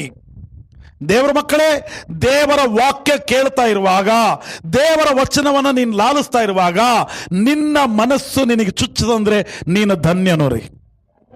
ಹಲ್ಲೆಲೂಯಾ. ಎರಡು ತರ ಜನ ಇರ್ತಾರೆ. ಒಂದು ಮನಸ್ಸು ಚುಚ್ಚುತ್ತಾ, ಅಪ್ಪ ದೇವರೇ ನನ್ನನ್ನು ಕ್ಷಮಿಸ್ಬಿಡಪ್ಪ, ನನ್ನ ತಪ್ಪಾಯ್ತಪ್ಪ, ನಿನ್ನಲ್ಲಿ ನಾನು ಬಲವಾಗಿ ನಿಂತ್ಕೊಳ್ತೀನಿ ಅಂತ ನಿಲ್ಲುವ ಒಂದು ಗುಂಪು. ಇನ್ನೊಂದು ಗುಂಪು ಮನಸ್ಸಾಕ್ಷಿ ಚುಚ್ಚಿತು ಅಂದ್ರೆ ನನಗೆ ಇವ್ರು ಹೆಂಗಂದ್ರು, ನನಗೆ ಅವ್ರು ಹೆಂಗಂದ್ರು, ಈ ತರ ಹೇಳಿದ್ರು ಅಂತ ಬಿಟ್ಟು ಹೋಗುವ ಒಂದು ಗುಂಪು. ನೀನು ಹೋಗುವ ಗುಂಪ ನಿಲ್ಲುವ ಗುಂಪ ನಿನಗೆ ನೀನೇ ತೀರ್ಮಾನ ಮಾಡು. ನೀನು ಹೋಗುವ ಗುಂಪ ಆಗಬೇಡ, ಬಲವಾಗಿ ನಿಲ್ಲುವ ಗುಂಪ ಆಗ. ಹಲ್ಲೆಲೂಯಾ. ಇವತ್ತು ಆ ಸ್ತ್ರೀ ಎಲ್ಲರೂ ಕೂಡ ಹೋದ್ರು. ಯೇಸು ಸ್ವಾಮಿ ಇದ್ದಾರೆ, ಯೇಸು ಸ್ವಾಮಿ ಮುಂದುಗಡೆ ಅವಳು ಒಬ್ಬಳೇ ನಿಂತಿದ್ದಾಳ್ರಿ. ನೀನ್ ನಿಲ್ಲುವ ಗುಂಪಾಗ. ನಿನ್ನ ಸಮಸ್ಯೆಗಳು, ನಿನ್ನ ಕಷ್ಟಗಳು, ನಿನ್ನ ಕಣ್ಣೀರು, ನಿನ್ನ ಚಿಂತೆ ಸಾಲದಕ್ಕೆ ನಿನ್ನ ಪಾಪ, ನಿನ್ನ ಎಲ್ಲ ವಿಧವಾದಂತ ಶಾಪಗಳನ್ನ ಮುರಿಯುವುದಕ್ಕೆ ಸರ್ವೇಶ್ವರನಾದ ದೇವರು ನಮ್ಮ ಮುಂದೆ ಇದ್ದಾನೆ. ನಮ್ಮನ್ನ ಸರಿಪಡಿಸ್ಲಿಕ್ಕೆ ಆತನ ಶಕ್ತನು. ನಿಂತ್ರೆ ಅಲ್ಲ ಆತನು ನಮ್ಮನ್ನು ಸರಿ ಮಾಡೋದು, ನಿಂತ್ರೆ ಅಲ್ಲ ನಾವು ಸರಿಯಾಗದು. ನೀನ್ ನಿಲ್ಲುವ ಗುಂಪಿನಲ್ಲಿರೋ. ನಿನ್ನ ಮನಸ್ಸಾಕ್ಷಿ ದೇವರ ವಾಕ್ಯವನ್ನು ಕೇಳುವಾಗ ನಿನ್ನ ಮನಸ್ಸಾಕ್ಷಿ ನಿನಗೆ ಚುಚ್ಚಲಿ, ನಿನ್ನ ಮನಸ್ಸು ನಿನ್ನೊಟ್ಟಿಗೆ ಮಾತಾಡ್ಲಿ. ಕೆಲವು ಸಾರಿ ಒಂದು ವಾಕ್ಯ ಹಿಂಗೆ ಹೇಳುತ್ತೆ ಅಪೊಸ್ತಲರ ಕೃತ್ಯದಲ್ಲಿ, ದೇವರ ವಾಕ್ಯವನ್ನ ಶಿಷ್ಯರು ಮಾತಾಡ್ತಿರುವಾಗ ಕೇಳಿದವರ ಹೃದಯಕ್ಕೆ ಹಲಗು ನೆಟ್ಟಂತಾಯಿತಂತೆ. ಹಲಗು ನೆಟ್ಟಂತಾಯ್ತು ಅಂದ್ರೆ ಈಟಿ ತಿವಿದಂಗ ಆಯ್ತಂತ್ರಿ. ಅಂದ್ರೆ ಏನು ಪ್ರಾಕ್ಟಿಕಲ್ ಆಗಿ ಈಟಿ ತಗೊಂಡು ತಿವುದಂಗ ಅಲ್ಲ, ಅವರ ಮನಸ್ಸಾಕ್ಷಿ ಅವರಿಗೆ ಚುಚ್ತಾ ಇದೆ ಅಂತ ಹೇಳಕ್ಕೆ ಆ ಮಾತು ಉಪಯೋಗ ಮಾಡಿದಾನೆ. ಇವತ್ತು ದೇವರ ವಾಕ್ಯವನ್ನು ಕೇಳ್ತಾ ಇರುವಂತ ನಿನಗೆ ದೇವರ ವಾಕ್ಯವನ್ನ ಗಮನಿಸ್ತಾ ಇರುವಂತ ನಿನಗೆ ಕಿಂಚಿತ್ತಾದರೂ ಮನಸ್ಸಾಕ್ಷಿ ಇದ್ರೆ ನಿನ್ನೊಳಗೆ ಏನಾಗತ್ತೆ? ಬದಲಾವಣೆ ಸ್ಟಾರ್ಟ್ ಆಗತ್ತೆ. Hallelujah, hallelujah. ನಮ್ಮನ್ನು ನಾವು ಸಂಪೂರ್ಣ ದೇವರ ಕೈಗೆ ಒಪ್ಪಿಸಿಕೊಡ್ತೀವಿ. ಹೋಗುವ ಗುಂಪಿನಲ್ಲಿಲ್ಲ, ನಿಲ್ಲುವ ಗುಂಪಿನಲ್ಲಿ ನಾವಿರ್ತೀವಿ. ಹಲ್ಲೆಲೂಯಾ. ದೇವರ ಮಕ್ಕಳು ನಾನು ಹೇಳ, ನಾವು ಬದಲಾಗ್ಬೋದ್ರಿ, ಪ್ರಪಂಚ ಬದಲಾಗ್ಬೋದು, ದೇವರ ವಾಕ್ಯ ಬದಲಾಗಲ್ಲ. ಹಲ್ಲೆಲೂಯಾ. ದೇವರ ವಾಕ್ಯ ಬದಲಾಗಲ್ಲ ರೀ. ಭೂಮಿ ಆಕಾಶಗಳು ಅಳಿದು ಹೋಗಬಹುದು, ದೇವರ ವಾಕ್ಯವು ಎಂದಿಗೂ ಅಳಿದು ಹೋಗುವುದಿಲ್ಲ. ಒಂದ್ ದಿವಸ ನಾವು ಸಾಯ್ತೀವಿ, ಭೂಮಿ ಒಂದ್ ದಿವಸ ನಾಶ ಆಗತ್ತೆ, ಎಲ್ಲವೂ ಯಾವುದು ಇಲ್ಲದಂಗ ಆಗ್ತದ್ರಿ. ಒಂದೇ ಒಂದು ಉಳಿಯೋದು ಯಾವುದಂದ್ರೆ ಅದು ದೇವರ ವಾಕ್ಯ ರೀ. ಹಲ್ಲೆಲೂಯಾ. ದೇವರ ವಾಕ್ಯಕ್ಕೆ ನಿನ್ನನ್ನು ತಿದ್ದುವ ಶಕ್ತಿ ಇದೆ. ದೇವರ ವಾಕ್ಯಕ್ಕೆ ನಿನ್ನನ್ನು ಸರಿಪಡಿಸುವ ಶಕ್ತಿ ಇದೆ. ದೇವರ ವಾಕ್ಯಕ್ಕೆ ನಿನ್ನನ್ನು ಅಭಿವೃದ್ಧಿ ಮಾಡುವ ಶಕ್ತಿ ಇದೆ. ದೇವರ ವಾಕ್ಯಕ್ಕೆ ನಿನ್ನನ್ನು ಶುದ್ಧಿ ಮಾಡುವ ಶಕ್ತಿ ಇದೆ ರೀ. Hallelujah, hallelujah. ನಾನು ಹೇಳ, ಇಲ್ಲಿರುವ ನಾವೆಲ್ಲರೂ ಸಹ ಆ ಸ್ತ್ರೀ ನಿಂತಿದ್ದಾಳಲ್ಲ, ಆ ಜಾಗದಲ್ಲಿ ನಾವಿದ್ದೀವಿ. ಅವಳದೊಂಥರ ತಪ್ಪಾದ್ರೆ ನಮ್ದು ಇನ್ನೊಂಥರ ತಪ್ಪು. ಅವಳು ಪಾಪ ಮಾಡಿದಳು, ನಾವು ಸುಳ್ಳು ಹೇಳಿದೀವಿ, ನಾವು ಮೋಸ ಮಾಡಿದೀವಿ, ಕೆಲವರು ವಂಚನೆ ಮಾಡಿದೀವಿ, ಕೆಲವರು ಆ ಪಾಪನು ಮಾಡಿರಬಹುದು. ಆದರೆ ನಾನು ಮತ್ತೂ ಹೇಳ್ತೀನಿ, ನಮ್ಮನ್ನ ಕ್ಷಮಿಸಲಿಕ್ಕೆ ಯೋಗ್ಯನು ಈ ಲೋಕದಲ್ಲಿ ಆತನೊಬ್ಬನೇ ರೀ. ಯಾರಿಗೂ ಕ್ಷಮಿಸುವ ಯೋಗ್ಯತೆ ಇಲ್ಲ. ಮನುಷ್ಯರು ಯಾರಿಗೂ ಕ್ಷಮಿಸುವ ಯೋಗ್ಯತೆ ಇಲ್ಲ ರೀ. ಯಾಕಂದ್ರೆ ಅಲ್ಲಿ ಕಲ್ಲಿಡಿದು ನಿಂತಿರುವವರೆಲ್ಲರೂ ಸಹ ಪಾಪಿಗಳೇ, ಎಲ್ಲರೂ ದ್ರೋಹಿಗಳೇ. ಒಬ್ಬೊಬ್ಬರೇ ಹೊರಗೆ ಹೋದ್ರಂತೆ. ಯಾಕಂದ್ರೆ ಮನಸ್ಸಾಕ್ಷಿ ಚುಚ್ಚುತ್ತಾ ಇದೆ. ನನ್ನ ಮನವೇ ಯೆಹೋವನನ್ನು ಕೊಂಡಾಡು, ನನ್ನ ಸರ್ವೇಂದ್ರಿಗಳೇ ಆತನ ಪವಿತ್ರ ನಾಮವನ್ನು ಕೀರ್ತಿಸು. ನನ್ನ ಮನವೇ ಯೆಹೋವನನ್ನು ಕೊಂಡಾಡು, ಆತನ ಉಪಕಾರಗಳಲ್ಲಿ ಒಂದೊಂದು. ಯಾರಿಗೆ ಹೇಳಿದ್ದಿದು? ದಾವೀದನು ತನ್ನ ಮನಸ್ಸಿಗೆ ಹೇಳ್ತಾ ಇರೋದು, ಮನಸ್ಸೇ ದೇವರನ್ನ ಸ್ತುತಿ ಮಾಡು. ಹಲ್ಲೆಲೂಯಾ. ನಿನ್ನ ಮನಸ್ಸಿಗೆ ನೀನು ಹೇಳಕ್ ಸಾಧ್ಯನಾ? ಮನಸ್ಸೇ ನೀನು ದೇವರ ಸನ್ನಿಧಾನದಲ್ಲಿ ಪಶ್ಚಾತ್ತಾಪ ಪಡು. ಮನಸ್ಸೇ ನೀನು ದೇವರ ಸನ್ನಿಧಾನದಲ್ಲಿ ಮುರಿಯಲ್ಪಡು. ಕಣ್ಣೀರಿಟ್ಟು ದೇವರ ಸನ್ನಿಧಾನದಲ್ಲಿ ಮುರಿಯಲ್ಪಟ್ಟವರಾಗಿ ದೇವರನ್ನ ಘನಪಡಿಸಿದರೆ, ದೇವರನ್ನ ಸ್ತುತಿಸಿದರೆ, ದೇವರ ವಾಕ್ಯ ಹೇಳುತ್ತೆ ಅದೇ ನಿನ್ನ ಶ್ರೇಷ್ಠವಾದ ಯಜ್ಞ ರೀ. ನೀನು ಕುರಿಗಳು ಕೊಡಬೇಕಿಲ್ಲ, ನೀನು ಮೇಕೆಗಳು ಕೊಡಬೇಕಿಲ್ಲ, ನೀನೇನ್ರಿ ಕೋಳಿಗಳನ್ನ ಹುಂಜಗಳನ್ನು ತಗೊಂಡೋಗಿ ಬಲಿ ಕೊಡಬೇಕಿಲ್ಲ. ದೇವರ ಸನ್ನಿಧಾನದಲ್ಲಿ ನಿನ್ನ ಮನಸ್ಸಿನಲ್ಲಿ ಮುರಿಯಲ್ಪಟ್ಟು ಕಣ್ಣೀರಿಟ್ಟು ದೇವರ ಸನ್ನಿಧಾನದಲ್ಲಿ ಸ್ತುತಿ ಮಾಡಿದ್ರೆ ಅದೇ ದೇವರಿಗೆ ಇಷ್ಟವಾದ ಯಜ್ಞ ರೀ. Hallelujah, hallelujah. ನಿನ್ನ ಕುರಿ ರಕ್ತದಿಂದ, ಕೋಳಿ ರಕ್ತದಿಂದ, ಏನ್ರಿ ಇವನ್ ನಿನ್ನ ರಕ್ತದಿಂದ, ಮನುಷ್ಯರ ರಕ್ತದಿಂದಲೂ ಕೂಡ ಪಾಪಗಳು ಪರಿಹಾರ ಆಗಲ್ಲ.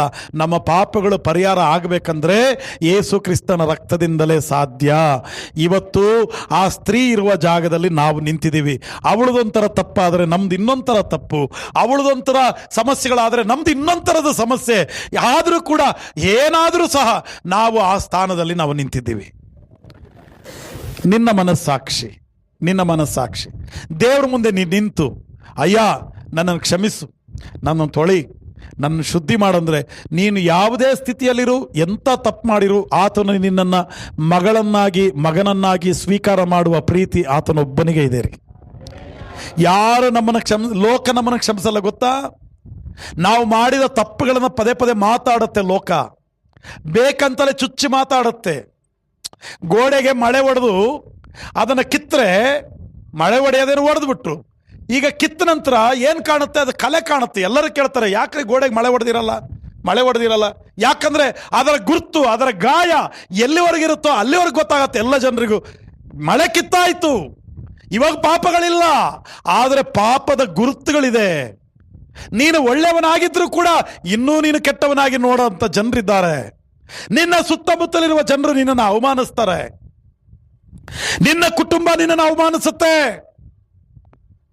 ನಿನ್ನ ಗಂಡನು, ನಿನ್ನ ಹೆಂಡತಿಯು, ನಿನ್ನ ಮಕ್ಕಳು, ನಿನ್ನ ತಂದೆ ತಾಯಿಗಳು, ನಿನ್ನ ಅಕ್ಕಪಕ್ಕದಲ್ಲಿರೋರು, ನಿನ್ನ ಸ್ವಂತದವರು, ನಿನ್ನ ಸ್ನೇಹಿತರು ನಿನ್ನನ್ನು ಅವಮಾನಿಸ್ತಾರೆ. Hallelujah, hallelujah. ನಮ್ಮನ್ನ ಅವಮಾನಿಸದೇ ಇರುವ ಒಬ್ಬನೇ ಯಾರು? ಸರ್ವೇಶ್ವರನಾದ ದೇವರೇ ರೀ. ನಮ್ಮನ್ನ ಅವಮಾನಿಸದೆ ನಮ್ಮನ್ನ ಪ್ರೀತಿಸುವ ದೇವರು, ನಮ್ಮನ್ನ ಅವಮಾನಿಸದೆ. ಅಲ್ಲಿ ವಾಕ್ಯ ಏನ್ ಹೇಳುತ್ತೆ ಗೊತ್ತಾ? ಅವರೆಲ್ಲರೂ ಹೊರಗಡೆ ಹೋದ ನಂತರ ಯೇಸು ಸ್ವಾಮಿ ಒಬ್ಬನೇ ಅಲ್ಲಿ ಉಳಿದ್ನು ಅಂತ ಹೇಳುತ್ತೆ. ಎಷ್ಟು ಚಂದರಿ ಆ ವಾಕ್ಯ. ಯೇಸು ಸ್ವಾಮಿ ಒಬ್ಬನೇ ಉಳಿದನು. ಯಾಕೆ ಗೊತ್ತಾ? ಆತನಲ್ಲಿ ಪಾಪ ಇಲ್ಲ. ಇದೀರಾ? ಪಕ್ಕದವ್ರಿಗೆ ಹೇಳ್ಬೇಕು, ಯೇಸುವಿನಲ್ಲಿ ಪಾಪ ಇಲ್ಲ. ಯೇಸುವಿನಲ್ಲಿ ಏನಿಲ್ಲ? ಪಾಪ ಇಲ್ಲ ರೀ. ಆತನು ಪಾಪರಹಿತನು. ಪಾಪ ಮಾಡಿದವರೆಲ್ಲ ಕೈಯಲ್ಲಿ ಕಲ್ಲಿಡ್ಕೊಂಡು ಅವರು ಹೊರಗಡೆ ಹೋದ್ರು. ಅವ್ರ ಮನಸ್ಸಾಕ್ಷಿ ಅವರಿಗೆ ಹೇಳುತ್ತೆ, ಅಲ್ಲಪ್ಪ ನೀನು ಅಲ್ಲಿ ತಪ್ಪು ಮಾಡಿಲ್ಲೇನು, ಇಲ್ಲಿ ತಪ್ಪು ಮಾಡಿಲ್ಲೇನು, ನೀನು ಹಂಗೆ ನೋಡಿದ್ರೆ ಕಲ್ಲು ತಗೊಂಡು ಅವಳಿಗೆ ಹೊಡೆಯೋದಲ್ಲ, ನಿನ್ನ ಕಲ್ಲು ತಗೊಂಡು ನೀನೇ ಹೊಡ್ಕೋಬೇಕು. ಹೌದು, ಅವಳಿಗೆ ಕಲ್ಲು ಬೀಸೋದಕ್ಕೆ ಮುಂಚೆ ನೀನೆಷ್ಟು ತಪ್ಪು ಮಾಡಿದ್ಯಾ, ನಿನ್ನ ಕಲ್ಲು ತಗೊಂಡು ನೀನೇ ಹೊಡ್ಕೋಬೇಕು. ದೊಡ್ಡ ಪಾಪ ಮಾಡಿದವನು ದೊಡ್ಡ ಕಲ್ಲು, ಚಿಕ್ಕ ಪಾಪ ಮಾಡಿದವನು ಚಿಕ್ಕ ಕಲ್ಲು. ಅಂತ ಸ್ಥಿತಿಯಲ್ಲಿರುವ ಪ್ರತಿಯೊಬ್ಬರು ಹೊರಗಡೆ ಹೋದರು, ಪಾಪಿಗಳು. ಆದರೆ ಪಾಪರಹಿತನು, ಪಾಪವಿಲ್ಲದವನು, ಪಾಪ ಮಾಡದೇ ಇರುವವನು ಯೇಸು ಸ್ವಾಮಿ ಒಬ್ಬನೇ ರೀ. ಇವಾಗೊಂದು ಪ್ರಶ್ನೆ, ಅವರೆಲ್ಲರೂ ಪಾಪ ಮಾಡಿದವರು ಹೋದರು, ಇವಳು ಪಾಪ ಮಾಡಿದವಳಲ್ವಾ, ಇವಳು ಯಾಕೆ ನಿಂತಲು? ಒಪ್ಪಿಕೊಂಡವರು ನಿಲ್ತಾರೆ, ಒಪ್ಪಿಕೊಳ್ಳದೆ ಇರುವವರು ಹೋಗ್ತಾರೆ. ಹಲ್ಲೆಲೂಯ. ಒಪ್ಪಿಕೊಳ್ಳುವವನೇನ್ ಮಾಡ್ತಾನ್ರಿ? ನಿಲ್ತಾನೆ. ಇಲ್ಲಿರುವ ನಾವೆಲ್ಲರೂ ಸಹ ಒಪ್ಪಿಕೊಂಡವರು. ಹೌದು, ನಾನು ಪಾಪಿ, ನಾನು ದ್ರೋಹಿ, ನಾನು ಮೋಸಗಾರ, ನಾನು ತಿಳಿಯದೆ ನಿನ್ನ ಸ್ಥಾನವನ್ನು ಮತ್ತೊಬ್ಬರಿಗೆ ಕೊಟ್ಟವನು, ನಾನು ತಪ್ಪಿಗಸ್ತನು. ನಾವಿಲ್ಲಿರುವ ಪ್ರತಿಯೊಬ್ಬರು ಸಹ ನಾವು ಒಪ್ಪಿಕೊಂಡವರು. ಅದಕ್ಕೆ ನಾವು ಇಲ್ಲಿ ನಿಂತಿದ್ದೇವೆ. ಒಪ್ಪಿಕೊಳ್ಳದೆ ಇರುವಂತ ಅನೇಕರು ನಮ್ಮ ಗುಂಪಿನಲ್ಲಿ ರೀ. Hallelujah, hallelujah. ಅದಕ್ಕೆ ನಾನು ಏನ್ ಹೇಳ್ತೀನಿ, ಆ ಸ್ತ್ರೀ ಯಾಕಪ್ಪ ಅಲ್ಲಿ ನಿಂತು ಅಂದ್ರೆ ಅವಳು ಒಪ್ಪಿಕೊಳ್ಳಕ್ಕೆ ರೆಡಿ ಇದ್ದಾಳೆ. ಯೇಸ್ವಾಮಿ ಕೇಳಿದ್ರೆ, ಅಮ್ಮ ಯಾರಾದ್ರೂ ನಿನ್ನ ಕಲ್ಲು ತಗೊಂಡು ಹೊಡೆದ್ರೇನು? ಯಾರಾದ್ರೂ ಒಂದಾದ್ರೂ ಕಲ್ಲು ಬಿತ್ತ ನಿನ್ ಮೇಲೆ? ಅವಾಗ ಅವಳು ಏನಂತ ಗೊತ್ತಾ? ಸ್ವಾಮಿ ಅಂತ ಸ್ಟಾರ್ಟ್ ಮಾಡ್ತಾಳೆ. ಅವಳ ಶಬ್ದ ಸ್ವಾಮಿ ಅಂತ ಸ್ಟಾರ್ಟ್ ಮಾಡ್ತಾಳೆ. ಯೇಸು ಸ್ವಾಮಿ ಕೇಳಿದ ಶಬ್ದ ಅಮ್ಮ ಅಂತ ಸ್ಟಾರ್ಟ್ ಮಾಡಿದ್ರು. ಅವಳು ಹೇಳಿದ ಶಬ್ದ ಸ್ವಾಮಿ ಅಂತ ಸ್ಟಾರ್ಟ್ ಮಾಡ್ತಾಳೆ. ಅಮ್ಮ ಅಂತ ಯಾಕೆ ಕರೆದ್ರು ಅಂದ್ರೆ, ತಾಯಿಯ ಸ್ಥಾನದಲ್ಲಿ ಇಟ್ಟೇನು ಕರೆದಿಲ್ಲ. ಅವರು ಯಾರು ಕೂಡ ಅವಳಿಗೆ ಗೌರವಿಸಲಿಲ್ಲ. ಎಲ್ಲರೂ ಮಾತಾಡೋ ವಿಧಾನ ಬೇರೆ, ಅವಳನ್ನ ನೋಡುವ ವಿಧಾನ ಬೇರೆ. ಕೆಟ್ಟದಾಗಿ ಮಾತಾಡ್ತಿದ್ರು, ಕೆಟ್ಟ ಹೆಸರಲ್ಲಿ ಕರೀತಾ ಇದ್ರು, ಒರಟಾಗಿ ಕರೀತಾ ಇದ್ರು. ಒಬ್ರು ಸಹ ಯಾವತ್ತೂ ಅವಳಿಗೆ ಮರ್ಯಾದೆ ಕೊಟ್ಟು ಮಾತಾಡಲಿಲ್ಲ. ಯೇಸು ಸ್ವಾಮಿ ಅವಳನ್ನ ಗೌರವಿಸಿ ಮಾತಾಡಿದ್ಲು. ಒಂದು ಸ್ತ್ರೀಯನ್ನ ಗೌರವಿಸಿ ಮಾತಾಡಿದ್ರು, ಅಮ್ಮ ಅಂತ ಕರೆದ್ರು. ಹಲ್ಲೆಲೂಯ. ನಾನು ಅದಕ್ಕೆ ಅವಾಗಲೇ ಹೇಳಿಲ್ಲ, 3ನೇ ಕೀರ್ತನೆ 3ನೇ ವಾಕ್ಯ, ನನ್ನ ತಲೆ ಎತ್ತುವಂತೆ ಮಾಡುವವನು ನನ್ನ ಗೌರವಕ್ಕೆ ಆಧಾರನು ಯೇಸು ಸ್ವಾಮಿ ಆಗಿದ್ದಾನೆ. ಹಲ್ಲೆಲೂಯ. ಅಮ್ಮ ಅಂತ ಸ್ಟಾರ್ಟ್ ಮಾಡಿ, ಯಾರಾದ್ರೂ ಕಲ್ಲು ಹೊಡೆದ್ರೆ ನಮ್ಮ ನಿನಗೆ ಅಂದ್ರೆ ಅವಳೇನಂತಾಳೆ ಗೊತ್ತಾ? ಸ್ವಾಮಿ ಅಂತ ಸ್ಟಾರ್ಟ್ ಮಾಡ್ತಾಳೆ. ಸ್ವಾಮಿ ಅಂದ್ರೆ ನನ್ನ ಪ್ರಭುವೇ, ನನ್ನ ಒಡೆಯನೇ, ನನ್ನ ರಕ್ಷಕನೇ, ನನ್ನ ರಾಜನೇ, ನನ್ನ ಕರ್ತನೇ. ಯಾರು ನನ್ನನ್ನು ಹೊಡಿಲಿಲ್ಲಪ್ಪ, ಯಾರು ನನ್ನನ್ನು ಹೊಡಿಲಿಲ್ಲ. ಅವರು ಅಯೋಗ್ಯರು, ನನ್ನನ್ನು ಹೊಡೆಯಕ್ಕೆ ಅಯೋಗ್ಯರು ಅಂತ ನನಗೆ ಅರ್ಥ ಆಯ್ತು. ಅವ್ರು ಯಾರು ಯೋಗ್ಯರಲ್ಲ, ಅವರೆಲ್ಲರೂ ಅಯೋಗ್ಯರ ಅಂತ ಅರ್ಥ ಆಯ್ತು. ನನ್ನನ್ನು ಹೊಡಿಬೇಕಂದ್ರು, ನನ್ನನ್ನು ಶಿಕ್ಷಿಸಬೇಕಂದ್ರು ನೀನೊಬ್ಬನೇ ಅಪ್ಪ, ನೀನೊಬ್ಬನೇ ಯೋಗ್ಯನು. ಶಿಕ್ಷಿಸುವ ಯೋಗ್ಯತೆ ನಿನಗಿದೆ, ಶಿಕ್ಷಿಸುವ ಯೋಗ್ಯತೆ ನಿನಗಿದೆ. ನನಗೆ ಶಿಕ್ಷೆ ಕೊಡೋದಾದ್ರೆ ನೀನ್ ಶಿಕ್ಷೆ ಕೊಡು, ನಾನು ಒಪ್ಪಿಕೊಳ್ತೀನಿ. ನಾನು ನಿನ್ನ ಮುಂದೆ ನಿಂತಿದ್ದೀನಿ. ಶಿಕ್ಷೆ ಕೊಡೋದಾದ್ರೆ ನೀನು ಶಿಕ್ಷೆ ಕೊಡು, ಕ್ಷಮಿಸೋದಾದ್ರೆ ನೀನು ನನ್ನನ್ನು ಕ್ಷಮಿಸು ಸ್ವಾಮಿ, ಸ್ವಾಮಿ. ಹಲ್ಲೆಲೂಯ. ನೀನು ಯಾವತ್ತು ನಿನ್ನ ಬಾಯಿಂದ ಸ್ವಾಮಿ ಅಂತ ನೀನು ಅರಿಕೆ ಮಾಡಿದೆಯೋ ಆವತ್ತೇ ದೇವರು ನಿನ್ನನ್ನು ಕ್ಷಮಿಸಿದರು. Hallelujah, hallelujah. ಸ್ವಾಮಿ ಅಂತ ನೀನು ಯಾವತ್ತಂದ್ಯೋ ಆವತ್ತೇ ನಮಗೆ ಕ್ಷಮೆ ಆಯ್ತು. ದೇವರು ನಮ್ಮನ್ನು ಕ್ಷಮಿಸಿದ್ರು ರೀ. ಇವಾಗ ವಾಕ್ಯ ಏನ್ ಹೇಳುತ್ತೆ? ಸ್ವಾಮಿ, ಮುಂದಕ್ಕೆ ಹೋದಪ್ಪ. ಯೇಸು ನೆಟ್ಟಗೆ ಕೂತುಕೊಂಡು, ಯೇಸು ಸ್ವಾಮಿ ನೆಟ್ಟಗೆ ಕೂತ್ಕೊಂಡು ಆ ಸ್ತ್ರೀಯನ್ನೇ ಹೊರತು ಯಾರನ್ನು ನೋಡದೆ, ಆ ಸ್ತ್ರೀಯನ್ನೇ ಹೊರತು ಯಾರನ್ನು ನೋಡದೆ ಆಕೆಗೆ ಅಮ್ಮ, ನಿನ್ನ ಮೇಲೆ ತಪ್ಪು ಹೊರಿಸುವವರು ಎಲ್ಲಿದ್ದಾರೆ?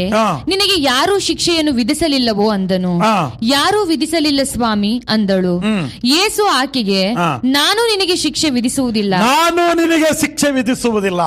ಯಾರು ನನಗೆ ಶಿಕ್ಷೆ ವಿಧಿಸಲಿಲ್ಲ ಸ್ವಾಮಿ ಅಂದ್ರೆ ಅದರ ಅರ್ಥ ಅವರೆಲ್ಲರೂ ಅಯೋಗ್ಯರು. ಶಿಕ್ಷೆ ವಿಧಿಸುವುದಕ್ಕೆ ನೀನೊಬ್ಬನೇ ಯೋಗ್ಯನು.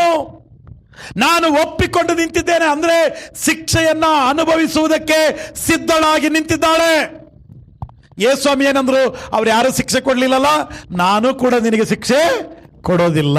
ಹಲ್ಲೆಲೂಯ. ಆಮೇಲೆ ಮುಂದೆ ಹೋಗು, ಇನ್ನು ಮೇಲೆ ಪಾಪ ಮಾಡಬೇಡ. ಹೋಗು, ಇನ್ಮೇಲೆ ಏನ್ ಮಾಡಬೇಡ? ಇನ್ಮೇಲೆ ಏನ್ ಮಾಡಬೇಡ? ಜೋರಾಗಿ ಹೇಳ್ರಿ, ಇನ್ಮೇಲೆ ಏನ್ ಮಾಡಬೇಡ? ಇನ್ಮೇಲೆ ಏನ್ ಮಾಡಬೇಡ? ಇನ್ ಸ್ವಲ್ಪ ಜೋರಾಗಿ, ಇನ್ಮೇಲೆ ಏನ್ ಮಾಡಬೇಡ? ನೀವು ಹಿಂಗೆ ಹೇಳ್ರಿ, ಇನ್ಮೇಲೆ ನಾನು ಪಾಪ ಮಾಡಲ್ಲ ಅಂತ ಹೇಳ್ರಿ. ಇನ್ಮೇಲೆ ನಾನು ಪಾಪ ಮಾಡಲ್ಲ, ಇನ್ಮೇಲೆ ನಾನು ಪಾಪ ಮಾಡಲ್ಲ, ಇನ್ಮೇಲೆ ನಾನು ಪಾಪ ಮಾಡಲ್ಲ, ಇನ್ಮೇಲೆ ನಾನು ಸುಳ್ಳು ಹೇಳಲ್ಲ, ಇನ್ಮೇಲೆ ನಾನು ಕದಿಯಲ್ಲ, ಇನ್ಮೇಲೆ ನಾನು ವಂಚನೆ ಮಾಡಲ್ಲ. Hallelujah, hallelujah. ಏನ್ ಮಾಡಬೇಡ? ಇನ್ಮೇಲೆ ನೀನೇನ್ ಮಾಡಬೇಡ? ಪಾಪ ಮಾಡಬೇಡ. ಅಂದ್ರೆ ಯೇಸು ಸ್ವಾಮಿ ಅವಳನ್ನ ಸಂಪೂರ್ಣವಾಗಿ ಕ್ಷಮಿಸಿದ್ರು ರೀ, ಸಂಪೂರ್ಣವಾಗಿ ಕ್ಷಮಿಸಿದ್ರು. ದೇವ್ರ ಮಕ್ಕಳೇ, ನನ್ನನ್ನು ಕೇಳಿಸ್ಕೊಳ್ರಿ. ನಾನು ಅವಾಗಲೇ ಹೇಳಿದ್ದಲ್ಲ, ನಮ್ಮನ್ನ ಕ್ಷಮಿಸುವುದಕ್ಕೆ ಆತನೊಬ್ಬನೇ ಯೋಗ್ಯನರಿ. ಹಲ್ಲೆಲೂಯಾ. ನಮ್ಮನ್ನ ಕ್ಷಮಿಸುವುದಕ್ಕೆ ಆತನೊಬ್ಬನೇ ಯೋಗ್ಯನು. ಆದ ಕಾರಣ ಇವತ್ತು ನಮ್ಮನ್ನು ನಾವು ಸಂಪೂರ್ಣ ದೇವರ ಕೈಗೆ ಒಪ್ಪಿಸಿಕೊಟ್ಟು, ನಮ್ಮನ್ನು ಕ್ಷಮಿಸಪ್ಪ. ನಿಮ್ಮ ಮನಸ್ಸಾಕ್ಷಿ ನಿಮಗೆ ಚುಚ್ಚಿದರೆ, ನನ್ನ ಮನಸ್ಸಾಕ್ಷಿ ನನಗೆ ಚುಚ್ಚಿದರೆ, ನಿನ್ನ ಮನಸ್ಸಾಕ್ಷಿ ನಿನಗೆ ಚುಚ್ಚಿದರೆ, ಇವತ್ತು ನಾವು ದೇವರ ಸನ್ನಿಧಾನದಲ್ಲಿ ಬಾಯಿ ತೆರೆದು ಅರಿಕೆ ಮಾಡಿ ದೇವರ ಹತ್ರ ಪ್ರಾರ್ಥನೆ ಮಾಡೋಣ. ಅಯ್ಯ, ನಮ್ಮನ್ನು ಕ್ಷಮಿಸಿಬಿಡಪ್ಪ. ಚಾರ್ಲ್ಸ್ ಸ್ಪರ್ಜನ್ ಅಂತ ಒಬ್ಬ ಮಹಾನ್ ಪ್ರಸಂಗಿಕರಿ. ಅವರಿಗೆ ಪ್ರಸಂಗದ ಚಕ್ರವರ್ತಿ ಅಂತ ಬಿರುದು. ಅಂತ ಅದ್ಭುತವಾದ ಪ್ರಸಂಗ ಮಾಡುವವರು. ಅವರಿಗೆ ಒಂದ್ಸಾರಿ ದೇವರು ಅವ್ರ ಜೊತೆಲಿ ಮಾತಾಡಿದರು. ಸ್ವಾಮಿ ಹೇಳಿದರು, ರಾತ್ರಿ 12:30 ಸುಮಾರು ನೀನು ದೇವಾಲಯಕ್ಕೆ ಹೋಗಿ ಪ್ರಸಂಗ ಮಾಡು ಅಂದರು. ಇವರಿಗೆ ಆಶ್ಚರ್ಯ ರೀ, ದೇವಾಲಯಕ್ಕೆ ಹೋಗಿ ನಾನು ಪ್ರಸಂಗ ಮಾಡಬೇಕಾ? ಸ್ವಾಮಿ, ದೇವಾಲಯದಲ್ಲಿ ಇಷ್ಟೊತ್ತಲ್ಲಿ ಯಾರು ಇರ್ತಾರೆ? ನೀನು ಹೋಗು, ದೇವಾಲಯಕ್ಕೆ ಹೋಗಿ ಪ್ರಸಂಗ ಮಾಡು. ಅವಾಗ ಆಯಿತು ಅಂತೇಳಿ ರಾತ್ರಿ 12:30 ಎದ್ರು. ಸ್ವಾಮಿ ಅವ್ರ ಜೊತೆಲಿ ಮಾತಾಡುವಾಗಲೇ ಎದ್ರು. ಅಲ್ಲಿಂದ ಸೀದಾ ದೇವಾಲಯಕ್ಕೆ ಬಂದರು, ಬೀಗ ತೆಗೆದ್ರು, ಒಳಗಡೆ ಬಂದರು, ಬಾಗಿಲು ಹಾಕಿದರು. ಸ್ವಾಮಿ ಹೇಳಿದರು, ನೀನು ಫುಲ್ ಫಿಟ್ ಮೇಲೆ ಹೋಗು, ಫುಲ್ ಫಿಟ್ ಮೇಲೆ ನಿಂತ್ಕೊಂಡು ನೀನು ಮಾತಾಡ್ಲಿಕ್ಕೆ ಸ್ಟಾರ್ಟ್ ಮಾಡು, ನೀನು ಪ್ರಸಂಗ ಮಾಡು. ಸ್ವಾಮಿ, ಯಾರು ಇಲ್ಲ ಇಲ್ಲಿ, ಬರೀ ಕುರ್ಚಿಗಳು ಟೇಬಲ್ಗಳಿದ್ದಾವೆ, ಏನೂ ಇಲ್ಲ ಇಲ್ಲಿ. ಇದ್ರೂ ಪರವಾಗಿಲ್ಲ, ಆ ಕುರ್ಚಿಗಳ ಜೊತೆಯಲ್ಲಿ ಮಾತಾಡು, ಆ ಟೇಬಲ್ಗಳ ಜೊತೆಯಲ್ಲಿ ಮಾತಾಡು, ಆ ದೇವಾಲಯದಲ್ಲಿರುವಂಥ ವಸ್ತುಗಳ ಜೊತೆಯಲ್ಲಿ ಮಾತಾಡು. ನೀನು 40 ನಿಮಿಷ ಪ್ರಸಂಗ ಮಾಡಂದ್ರು. 40 ನಿಮಿಷ ಪ್ರಸಂಗ ಮಾಡು. ಆವಾಗ ಇವರು ಒಂದು ವಾಕ್ಯ ತಗೊಂಡು ಪ್ರಸಂಗ ಮಾಡ್ಲಿಕ್ಕೆ ಸ್ಟಾರ್ಟ್ ಮಾಡಿದರು. 40 ನಿಮಿಷ ಪ್ರಸಂಗ ರೀ. 40 ನಿಮಿಷ ಪ್ರಸಂಗ ಆದಮೇಲೆ ಇವಾಗ ಅವ್ರಿಗೆ ಹೇಳಿದರು, ಯಾರು ಪಾಪದ ಅರಿಕೆಯನ್ನು ಮಾಡಲಿಕ್ಕೆ ಸಿದ್ಧರಾಗಿದ್ದೀರೋ ಅವ್ರ ಕೈ ಎತ್ತಿರಿ ಅಂತ ಹೇಳು ಅಂದರು. ದೇವರು ಹೇಳಿದರು, ಯಾರಿಗೆ ಮನಸ್ಸಾಕ್ಷಿ ಚುಚ್ಚಿದೆಯೋ, ಯಾರ ಮನಸ್ಸಿನೊಟ್ಟಿಗೆ ದೇವರ ವಾಕ್ಯ ಮಾತಾಡಲ್ಪಟ್ಟಿದೆಯೋ, ಯಾರ ಪಾಪಗಳು ಅರಿಕೆ ಆಗಬೇಕಾಗಿದೆಯೋ ಅವ್ರ ಕೈ ಎತ್ತಿರಿ ಅಂತ ಹೇಳಿದ್ರು. ಇವ್ರಿಗೆ ಆಶ್ಚರ್ಯ ರೀ, ಇವ್ರಿಗೆ ಆ ಧೈರ್ಯ ಸಾಕಾಗ್ತಾ ಇಲ್ಲ. ಆಯ್ತಂತೇಳಿ ಹೇಳಿದ್ರು, ಯಾರ ಮನಸ್ಸಾಕ್ಷಿಯಲ್ಲಿ ದೇವರ ವಾಕ್ಯ ಮಾತಾಡಲ್ಪಟ್ಟಿದೆಯೋ, ಯಾರು ಪಾಪದ ಅರಿಕೆ ಮಾಡಕ್ಕೆ ಸಿದ್ಧರಾಗಿದ್ದೀರೋ ಅವ್ರ ಕೈ ಎತ್ತಿರಿ, ಮುಂದೆ ಬಂದ್ರಿ, ನಿಮಗಾಗಿ ಪ್ರಾರ್ಥನೆ ಮಾಡ್ತೀನಿ ಅಂದರು. ಆವಾಗ ಇಬ್ಬರು ಕಳ್ಳರು ಅಲ್ಲಿ ಟೇಬಲ್ ಸಂದಿಯಲ್ಲಿ ಬಚ್ಚಿಟ್ಕೊಂಡಿದ್ರು. ಅವತ್ತು ರಾತ್ರಿ ಕದಿಯಕ್ಕೆ ಬಂದಿದ್ರು ಅವರು. ಅವರಿಬ್ಬರು 2 ಕೈಗಳನ್ನೆತ್ತಿ ಸ್ಪರ್ಜನ್ ಅವ್ರ ಮುಂದೆ ಬಂದು ನಿಂತ್ಕೊಂಡ್ರು. ನಮ್ಮ ಜೊತೆ ದೇವ್ರ ವಾಕ್ಯ ಮಾತಾಡಿದೆ ಅಪ್ಪ, ದಯಮಾಡಿ ನಮಗೋಸ್ಕರ ಪ್ರಾರ್ಥನೆ ಮಾಡು. ನಾವು ಇವತ್ತಿನಿಂದ ಕಳ್ತನ ಮಾಡಲ್ಲ, ಇವತ್ತಿಂದ ದೇವರ ಮಕ್ಕಳಾಗಿ ನಾವು ಜೀವಿಸ್ತೀವಿ. ಈ ಪ್ರಸಂಗ, ಈ ದೇವರ ವಾಕ್ಯ ನಮ್ಮ ಮನಸ್ಸಿಗೆ ಮುಟ್ತು, ನಮ್ಮ ಹೃದಯಕ್ಕೆ ಮುಟ್ತು, ಇವತ್ತು ನಾವು ಬದಲಾಗ್ತೀವಿ ಅಂತ ತೀರ್ಮಾನ ಮಾಡಿ ಅವರಿಬ್ಬರು ಮುಂದೆ ನಿಂತ್ಕೊಂಡು ಅವತ್ತು ಪ್ರೇಯರ್ ಮಾಡಿಸ್ಕೊಂಡ್ರಿ. ಯಾಕೆ ದೇವರು ಅವತ್ತು ರಾತ್ರಿ ಅವ್ರನ್ನ ಕಳಿಸಿದ್ರು ಅಂದರೆ ಈ ಇಬ್ಬರು ಕಳ್ಳರಿಗೋಸ್ಕರ ಕಳಿಸಿದ್ರು. ಹಲ್ಲೆಲೂಯಾ. ದೇವಾಲಯಕ್ಕೆ ಬಂದಾಗ ಬರೀ ಕುರ್ಚಿ ಟೇಬಲ್ಗಳು ಇವ್ರಿಗೆ ಕಾಣ್ತಿದೆ, ಆದರೆ ದೇವರ ಕಣ್ಣಿಗೆ ಕಾಣ್ತಾ ಇರೋಂಥದ್ದು ಇವರಿಬ್ಬರ ಜೊತೆಯಲ್ಲಿ ದೇವರು ಮಾತಾಡಬೇಕಂತ. ದೇವ್ರ ಮಕ್ಕಳೇ, ನಾನು ಹೇಳ, ಇಲ್ಲಿರುವಂಥ ನೀವೆಲ್ಲರೂ ಸಹ ಕಾಣ್ತಾ ಇದ್ದೀರಾ, ಆದರೆ ನಿಮ್ಮ ಹೃದಯದಲ್ಲಿರುವ ಆಲೋಚನೆ, ನಿಮ್ಮ ಮನಸ್ಸಿನ ಆಲೋಚನೆ, ನೀವು ಮಾಡುವ ಕಾರ್ಯಗಳು ನಿಮ್ಮ ಅಕ್ಕಪಕ್ಕದವ್ರಿಗೂ ಕಾಣಲ್ಲ, ನನಗೂ ಕಾಣಲ್ಲ. ಆದರೆ ನಾವೆಲ್ಲರೂ ಹೆಂಗಿದ್ದೀವಿ ಅಂತ ದೇವ್ರಿಗೆ ಗೊತ್ತಿದೆ. ಅದಕ್ಕೆ ಪ್ರತಿ ಭಾನುವಾರ ದೊಡ್ಡ ಚಪ್ಪಾಳೆ ಕೊಟ್ಟು ದೇವರಿಗೆ ಮಹಿಮೆ ಸಲ್ಲಿಸೋಣ. ದೇವ್ರಿಗೆ ಗೊತ್ತಿದೆ ನಾವು ಹೆಂಗಂತ. ಪ್ರತಿ ಭಾನುವಾರ ಯಾರ ಜೊತೆಯಲ್ಲಿ ಮಾತಾಡ್ತಿದ್ದಾರೆ, ಪ್ರತಿ ಭಾನುವಾರ ದೇವರು ನಮ್ಮ ಮನಸ್ಸಿನೊಟ್ಟಿಗೆ ಮಾತಾಡ್ತಿದ್ದಾನ್ರಿ. ಹಲ್ಲೆಲೂಯಾ. ನೀನು ಯಾವ ವಿಷಯದಲ್ಲಿ ಮನುಷ್ಯರಿಗೆ ಕಾಣ್ತಿದ್ಯಾ, ಆ ವಿಷಯದಲ್ಲಿ ದೇವರಿಗೆ ಕಾಣಲ್ಲ. ನೀನು ದೇವರಿಗೆ ಯಾವ ವಿಷಯದಲ್ಲಿ ನೀನು ಕಾಣ್ತೀಯಾ, ಮನುಷ್ಯರಿಗೆ ಆ ರೀತಿಯಾಗಿ ನೀನು ಕಾಣಲ್ಲ. ನೀನು ಪ್ರಾರ್ಥನಾ ಪರನಾಗಿ ದೇವರಿಗೆ ಕಂಡ್ರೆ ಮನುಷ್ಯರಿಗೆ ಆ ಥರ ಕಾಣಲ್ಲ, ನೀನು ಪ್ರಾರ್ಥನಾ ಪರನಾಗಿ ಕಾಣಲ್ಲ. ಮನುಷ್ಯರ ದೃಷ್ಟಿಗೆ ನೀನು ಮೋಸಗಾರ ಅಂತರ ಕಾಣ್ತೀಯಾ, ಆದರೆ ದೇವರ ದೃಷ್ಟಿಗೆ ನೀನು ಪ್ರಾರ್ಥನಾ ಪರನಿದೆಯಾ ಗೊತ್ತಾಗಲ್ಲ. ಮನುಷ್ಯರ ದೃಷ್ಟಿಗೆ ನೀನು ಬಹಳ ಒಳ್ಳೆಯವನು, ಆದರೆ ಕೆಲವು ಸಾರಿ ದೇವರ ದೃಷ್ಟಿಗೆ ನಾವು ಕೆಲವು ಸಾರಿ ಏನಾಗಿದ್ದೀವಿ, ಕೆಟ್ಟವರಾಗಿದ್ದೀವಿ, ಅವಿಧೇಯರಾಗಿದ್ದೀವಿ. ಅದಕ್ಕೆ ದೇವರು ಮಾತಾಡ್ತಾ ಇರುವಂಥದ್ದು ಕುರ್ಚಿಗಳ ಜೊತೆಯಲ್ಲ, ದೇವರು ಮಾತಾಡ್ತಾ ಇರೋದು ಕಿಟಕಿ ಬಾಗಿಲುಗಳಿಗಲ್ಲ, ಮನುಷ್ಯರಾದ ನಮ್ಮೊಟ್ಟಿಗೆ ರೀ. ಅವತ್ತು ರಾತ್ರಿ 40 ನಿಮಿಷ ಮಾತಾಡಿದಿರಲ್ಲ, ಕುರ್ಚಿ ಟೇಬಲಿಗೆ ಮಾತಾಡಂತನಲ್ಲ ದೇವರು ಅಂತ ಅನ್ಕೊಂಡ್ರು ಇವರು. ಆದರೆ ಕುರ್ಚಿ ಟೇಬಲ್ಗಲ್ಲ ಆ ಪ್ರಸಂಗ ಆ ಇಬ್ಬರು ಕಳ್ಳರಿಗೆ ರೀ. Hallelujah, hallelujah. ಇವತ್ತು ದೇವ್ರು ನಿನ್ನ ಜೊತೆಯಲ್ಲಿ ಮಾತಾಡಿದಾನ. ಹಾಗಿದ್ರೆ ಇವತ್ತೇ ನಾವು ತೀರ್ಮಾನ ಮಾಡೋಣ, ಅಯ್ಯ ನನ್ನನ್ನು ಕ್ಷಮಿಸಿಬಿಡಪ್ಪ, ವ್ಯಭಿಚಾರಿ ನಿಂತಿರುವಂಥ ಆ ಸ್ಥಳದಲ್ಲಿ ನಾನಿದ್ದೀನಿ ಸ್ವಾಮಿ. ಕಳ್ತನನೋ, ಮೋಸನೋ, ವಂಚನೆನೋ, ಕೆಟ್ಟ ಮಾತೋ, ಕೆಟ್ಟ ಆಲೋಚನೆನೋ, ಕೆಟ್ಟ ನೋಡೆಯೋ ಏನೋ ನಾನು ತಪ್ಪು ಮಾಡಿದ್ದೀನಿ, ದಯಮಾಡಿ ನನ್ನ ತಪ್ಪುಗಳನ್ನು, ನನ್ನ ಪಾಪಗಳನ್ನ ನೀನು ಕ್ಷಮಿಸಪ್ಪ ಅಂತ ಹೇಳು. ನಾನು ಖಂಡಿತ ಹೇಳ್ತೀನಿ, ಕ್ಷಮಿಸುವುದಕ್ಕೆ ಯೋಗ್ಯನಾದ ದೇವರು ಆತನು ನಮ್ಮನ್ನು ಕ್ಷಮಿಸ್ತಾನೆ. ಹಲ್ಲೆಲೂಯಾ. ಈಗ ಅವಳು ಅಪ್ಪನ ಹತ್ರ ಹೋಗಿ ಸಾರಿ ಕೇಳ್ಬೋದಿತ್ತು, ಅಮ್ಮನ ಹತ್ರ ಹೋಗಿ ಸಾರಿ ಕೇಳ್ಬೋದಿತ್ತು, ಇಲ್ಲಾಂದರೆ ಸಂಬಂಧಿಕರ ಹತ್ರ ಹೋಗಿ ಸಾರಿ ಕೇಳ್ಬೋದಿತ್ತು, ಊರಿನ ಹಿರಿಯರ ಹತ್ರ ಹೋಗಿ ಸಾರಿ ಕೇಳ್ಬೋದಾಗಿತ್ತು. ಅವಳಿಗೆ ಗೊತ್ತು ಅವ್ರು ಯಾರು ಕ್ಷಮಿಸುವುದಕ್ಕೆ ಯೋಗ್ಯರಲ್ಲ. ಇಲ್ಲಿ ಕಲ್ಲಡದ ನಿಂತಿದ್ರಲ್ಲ ಅವರಲ್ಲ, ಹಿರಿಯರು, ಜ್ಞಾನಿಗಳು, ಪಂಡಿತರು, ಅವರೇ ಕಲ್ಲಿಡ್ಕೊಂಡು ನಿಂತಿದ್ದು. ಅವ್ರು ಯಾರು ಕ್ಷಮಿಸುವುದಕ್ಕೆ ಯೋಗ್ಯರಲ್ಲ. ಅದಕ್ಕೆ ಅವ್ರ ಹತ್ರ ಕ್ಷಮೆ ಕೇಳಲಿಲ್ಲ. ಅವ್ರ ಹತ್ರ ಕ್ಷಮೆ ಕೇಳಿದ್ರೆ ಏನಾಗುತ್ತೆ, ಚುಚ್ಚಿ ಮಾತಾಡ್ತಾರೆ, ಸಾಯುವ ತನಕ ಮಾತಾಡ್ತಾರೆ. ಆದರೆ ಯೇಸು ಸ್ವಾಮಿ ನಮ್ಮನ್ನು ಚುಚ್ಚಿ ಮಾತಾಡುವವನಲ್ಲ ರೀ. ನಿನ್ನ ಪಾಪಗಳನ್ನು ದೇವ್ರ ವಾಕ್ಯ ಏನಂತ ಗೊತ್ತಾ, ನಿನ್ನ ಪಾಪಗಳನ್ನು ಪೂರ್ವಕ್ಕೂ ಪಶ್ಚಿಮಕ್ಕೂ ಎಸೆದಿದ್ದೇನೆ, ನಿನ್ನ ಪಾಪಗಳನ್ನು ನಾನು ಮರೆತು ಬಿಟ್ಟಿದ್ದೇನೆ, ನಿನ್ನ ಪಾಪಗಳನ್ನ ಕಡಲಿನ ಆಳದಲ್ಲಿ ತಳ್ಳಿಬಿಟ್ಟಿದ್ದೇನೆ, ನಿನ್ನ ಪಾಪಗಳನ್ನ ಬೆನ್ನ ಹಿಂದೆ ಬೀಸಾಡಿದ್ದೇನೆ, ನಿನ್ನ ಪಾಪಗಳನ್ನ ನಾನು ತಿರುಗಿ ನೋಡಲ್ಲ ಮಗ ಅಂತ ಸ್ವಾಮಿ ವಾಗ್ದಾನ ಮಾಡಿದ್ದಾರೆ. ಸ್ವಾಮಿ ನೆನಪು ಮಾಡಲ್ಲ, ನಿನ್ನ ಪಾಪಗಳನ್ನ ನೆನಪು ಮಾಡಲ್ಲ. ದೇವ್ರ ಮಕ್ಕಳೇ, ಮನುಷ್ಯರು ನಿನ್ನ ಪಾಪಗಳನ್ನ ನೆನಪು ಮಾಡ್ಬೋದು. ನಾನು ಮತ್ತು ಹೇಳ್ತೀನಿ, ಯೇಸು ಸ್ವಾಮಿಯಷ್ಟು ಒಳ್ಳೆಯವನು ಈ ಲೋಕದಲ್ಲಿ ಯಾರಿಲ್ಲ ರೀ. ಆತನಷ್ಟು ಪರಿಶುದ್ಧನು ಈ ಲೋಕದಲ್ಲಿ ಯಾರಿಲ್ಲ. ಆತನಷ್ಟು ನಮ್ಮನ್ನು ಪ್ರೀತಿಸುವವರು ಈ ಲೋಕದಲ್ಲಿ ಯಾರಿಲ್ಲ. ಎಲ್ಲರೂ ನಿನ್ನನ್ನು ಚುಚ್ಚುತ್ತಾರೆ, ಆದರೆ ದೇವರು ಮಾತ್ರ ನಿನ್ನನ್ನು ಪ್ರೀತಿಸ್ತಾರೆ. ಎಲ್ಲರೂ ನಿನ್ನನ್ನು ತಪ್ಪಿಗಸ್ತರಾಗಿ ಕಾಣ್ತಾರೆ, ಆದರೆ ದೇವರು ನಿನ್ನ ತಪ್ಪುಗಳನ್ನು ತೊಳೆಯುವವನಾಗಿ ನಿಂತಿದ್ದಾನೆ. Hallelujah, hallelujah. ಅವಳು ಮಧ್ಯದಲ್ಲಿ ನಿಂತಿದ್ದಾಳೆ, ಯೇಸು ಸ್ವಾಮಿ ಎದುರುಗಡೆ ಇದ್ದಾರೆ, ಸುತ್ತಲೂ ಯೆಹೂದ್ಯರಿದ್ದಾರೆ. ಅದೇ ಪರಿಸ್ಥಿತಿ ನಿಂದು ಕೂಡ. ನಿನ್ನ ಎದುರುಗಡೆ ದೇವರಿದ್ದಾನೆ. 100 ಜನ 100 ಮಾತಾಡಲಿ, ನಿನಗೆ ಸಂಬಂಧ ಇಲ್ಲ. 1000 ಜನ 1000 ಮಾತಾಡಲಿ, ನಿನಗೆ ಸಂಬಂಧ ಇಲ್ಲದು. ನಿನ್ನ ಮುಂದೆ ದೇವರಿದ್ದಾನೆ. ಆತನು ಒಡೆಯನಾಗಿ ನಿಂತಿದ್ದಾನೆ. ಹಲ್ಲೆಲೂಯಾ. ಆತನು ನಿನ್ನನ್ನು ಕ್ಷಮಿಸುವವನಾಗಿ ನಿಂತಿದ್ದಾನೆ. ಆತನು ಪರಿಶುದ್ಧನಾಗಿ ನಿಂತಿದ್ದಾನೆ. ಆತನು ದೇವರಾಗಿ ನಿಂತಿದ್ದಾನೆ. ಒಂದೇ ಒಂದು ಸಾರಿ, ಅಯ್ಯ ನಿನ್ನ ಮುಂದೆ ಇರುವಂಥ ದೇವರಿಗೆ, ನಿನ್ನ ಹಿಂದೆ ಇರುವ ಜನರಿಗಲ್ಲ, ನಿನ್ನ ಮುಂದೆ ಇರುವಂಥ ದೇವರಿಗೆ, ಅಯ್ಯ ನನ್ನನ್ನು ಕ್ಷಮಿಸಪ್ಪ ಅಂತ ಹೇಳ್ರಿ, ಅಯ್ಯ ನನ್ನನ್ನು ಕ್ಷಮಿಸಪ್ಪ ಅಂತ ಹೇಳ್ರಿ. ನಮ್ಮನ್ನು ಸಂಪೂರ್ಣ ಕ್ಷಮಿಸಿ ಶುದ್ಧಿ ಮಾಡಿ ನಮ್ಮನ್ನು ಪ್ರೀತಿ ಮಾಡ್ತಾರೆ. Hallelujah, hallelujah, hallelujah.